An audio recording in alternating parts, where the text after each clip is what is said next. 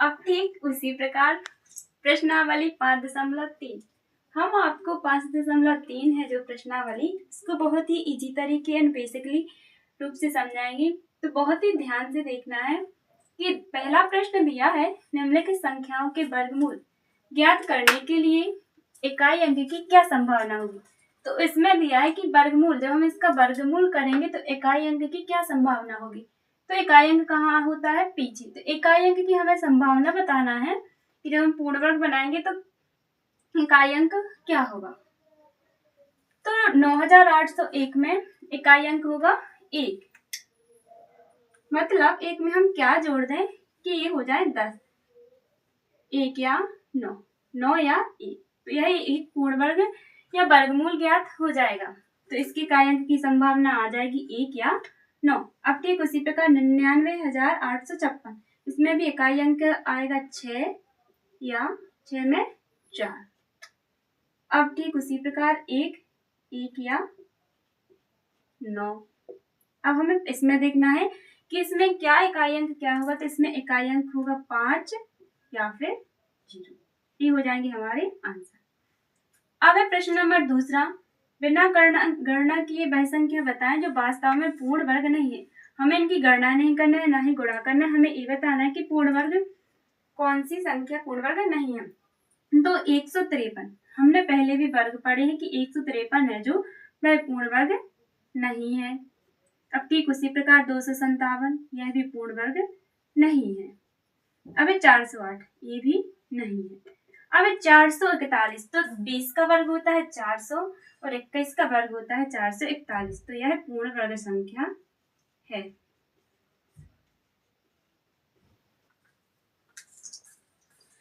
अब है प्रश्न नंबर तीसरा।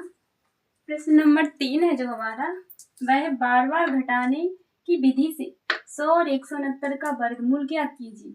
तो बार बार मतलब बार बार हम ऐसी कौन सी संख्या घटाएं कि 100 और 169 का वर्गमूल निकल आए।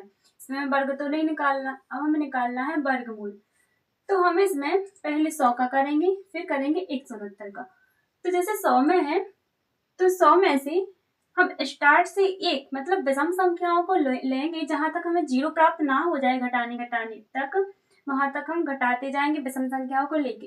तो पहले 100 में जब हम स्टार्ट करेंगे तो हम 100 से स्टार्ट करेंगे 1, 100 में से हम 1 को घटाएंगे तो बचेगा 99, फिर 99 में से 3 को घटाएंगे बचेगा 96, 96 में से 5 को घटाएंगे तो बचेगा 91, फिर 91 में से 7 को घटाएंगे तो बचेगा 84, फिर 84 में से 9 को घटाएंगे तो इसी प्रकार बचेगा 75, फिर 75 में से 11 घटाएंगे तो बचेगा 64, फिर 64 में से 13 को घटाएंगे तो बचेगा 51, 51 में से 15 को घटाएंगे तो बचेगा 36, फिर 36 में से 17 को घटाएंगे तो 19, और जब 19 में से हम 19 को घटाएंगे तो हमारा क्या बचेगा 0। यानी हमें 100 में से ऐसी संख्याओं को घटाना है कि जब तक कि 0 प्राप्त ना हो जाए, वे संख्याएं लेंगे हम विषम। तो हमारा यहाँ 0 आ गया। अब हम गिनते हैं संख्या को, हमने कितनी संख्याएं घटाकर कितनी संख्याएं प्राप्त की। तो 1, 2, 3, 4, 5, 6, 7, 8, 9, 10। हमने संख्याओं को घटाई तो कितनी 10। यानी हम यहाँ लिखेंगे 100 और वर्गमूल है तो वर्गमूल का चिन्ह। 100 किसका वर्ग है 10, 10 यहाँ आ जाएंगी और संख्या भी यहाँ कितनी आई घटाने पर 10। तो 100 का वर्गमूल क्या हो गया 10। ये हो गई हमारी बार बार घटाने की विधि, जो बहुत ही सरल है और मोस्ट आईएमपी भी है। ठीक उसी प्रकार दूसरा है 169। अब हम ठीक उसी प्रकार 169 का करेंगे जैसा हमने पहला किया था 100 का, वैसे ही 69 का करेंगे। 69 में भी विषम संख्याओं को घटाएंगे तो 69 में से पहले हम 1 को घटाएंगे तो बचेगा 68, फिर 68 में से 3 को घटाएंगे तो 165, फिर 165 में से 5 को घटाएंगे तो 160, फिर 160 में से 7 को घटाएंगे 153। ठीक उसी प्रकार 153 में से 9 को घटाएंगे 144, फिर 144 में से 11 को घटाना है तो 133, फिर 133 में से 13 को घटाएंगे 120, फिर 120 में से 15 को घटाएंगे तो बचेगा 105, फिर 105 में से 17 को घटाएंगे तो बचेगा 88, और 88 में से 19 को घटाएंगे तो बचेगा 69, और 69 में से 21 को घटाएंगे तो बचेगा 48, और 48 में से 23 को घटाएंगे तो 25। अब यहाँ हमने 23 लिया था, अब हमारी विषम संख्या आ जाएगी 25। तो 25 में से हम 25 को घटाएंगे तो बचेगा 0। तो हमें कितने का वर्गमूल ज्ञात करना था 169 का। तो ए लिख दिए 169 और ये हो गया वर्गमूल का चिन्ह। अब हम गिनेंगे संख्याएं। तो 1 2 3 4 5 6 7 8 9 10 11 12 और 13। कितनी आ गई? 13। तो 113 है जो 169 है जो किसका है? 13 का। ये हो गया हमारा आंसर। बहुत ही इजी है, केवल विषम संख्याओं को लेना है और अभाज्य गुणनखंड विधि से निम्न संख्याओं का वर्गमूल ज्ञात करके हम आपको बताएंगे। तो इसमें संख्याएं दी हैं, हमें इसका वर्गमूल निकालना है कि 729 जो दिया है वह किसका वर्गमूल है। तो इसमें हम पीछे देखेंगे इकाई अंक क्या है? 9। अगर समअंक होता तो हम छोटी से छोटी यानी 2 से भाग देते। इसमें 9 है तो हम देंगे 3 से। पहले हम देख लेते हैं 3 से जाएगा या नहीं। 3 दूनी 6, बच्चा 1 हो गए 12, 3 त्रिका 9, 3 से जाएगा तो हम देते हैं 3 से। 3 दूनी 6, बच्चा 1 हो गए 12, 3 चौकी 12, 3 त्रिका 9। अब फिर से 3 से देंगे। 3 8 24, 3 एकम 3, फिर 3 से देंगे। 3 दूनी 6, बची 2, 3 7 21, फिर 3 से 3 नाम 27, 3 त्रिका 9, 3 एकम 3। जब तक हमारा एक ना आ जाए तक हम देते रहेंगे। अब हमें देखना है 729 है किसका वर्ग है। तो हम इसके 1 2 3 4 5 6, 3 आया 6 बार तो हम इसे लिख लेंगे। अब हमें वर्गमूल ज्ञात करना। अगर हम घनमूल ज्ञात करते तो हम 3 3 के पेयर बनाते। अब हमें वर्गमूल ज्ञात करना है अभी तो हम 2 2 के पेयर बनाएंगे। तो इसमें से 1 3 बाहर निकल आएगा और इसमें से 1 3 और इसमें से 1 3। अब इसका गुणा कर देंगे। 3 त्रिका 9, 9 दिया 27।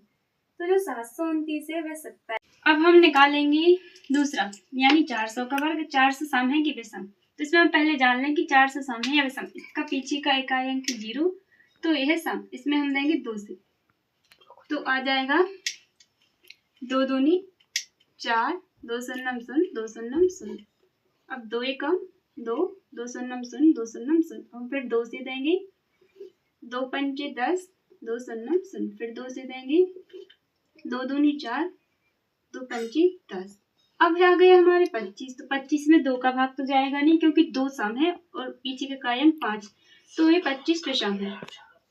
अब हम देंगे 3 से भी नहीं जाएगा, सीधा 5 से। 5 25 और 5 में 5 एकम 5, तो हमारे पास आ गए 1। अब हम यहाँ लिखेंगे 400, यहाँ वर्गमूल का चिन्ह बराबर 2 कितनी बार आए? 1 2 3 4, 2 गुणित गए 2 गुणित गए 2 गुणित गए 2। अब 5 लिखना है हमें 2 बार। अब हम इसमें से पेयर देखेंगे किस किस का बना। इसका बना, इसका और इसका। 2 को निकाल, यहाँ से 2 को निकाल लेंगे, फिर यहाँ से भी 2 को, फिर यहाँ से 5 को। तो 5 दूनी 10, 10 दूनी 20। जो 400 वर्ग है वह आ जाएगा 20 का वर्ग। ये हो गया हमारा आंसर। अब ठीक उसी प्रकार तीसरा 1764, हमें 1764 का निकालना है वर्ग। तो इसमें हम पीछे का इकाई अंक देंगे। तो इकाई अंक है इसका 4, तो हम देंगे 2 से। 2 8 16, बच्चा 1, 2 8 16, 2 दूनी 4, फिर 2 से देंगे। 2 चौके 8, 2 चौके 8, 2 एकम 2। अब ये जो 441 में 2 का भाग तो जाएगा नहीं। अब हम इसमें देंगे 3 क्योंकि इकाई अंक 1 आ गया। 3 एकम 3, बच्चा 1 हो गया 14, 3 चौके 12, बच्चे 2 हो गए 21, 3 7 21। अब 3 से देगी। 3 चौके 12, बचे 2, 3 9 27। अब 49 में ना तो 2 का वर्ग जाएगा, ना ही 3 का जाएगा और ना ही 5 का जाएगा। तो हम इसमें किसका दे सकते हैं? 7 का। 7 से 49 और 7 एकम 7। तो अब हम लिखेंगे यहाँ 1764। अब हम इसमें से निकाल लेंगे। 2 गुणित गए 2 गुणित गए 3 गुणित गए 3 गुणित गए 7 गुणित गए 7। अब हमें इसमें से पेयर देखना है किस किस की बनी। इसकी बनी, इसकी और इसकी बनी। तो यहाँ से निकल के आएगा 2, यहाँ से निकल के आएंगे 3 और यहाँ से निकल के आएगा 7। तो हम इसका गुणा कर देते हैं। 3 दूनी 6, 6 7 42। जो 1764 है मतलब 1764 है वो हमारे 42 का वर्ग है। मतलब 1764 का वर्गमूल वर्ग आएगा 42 है वर्ग।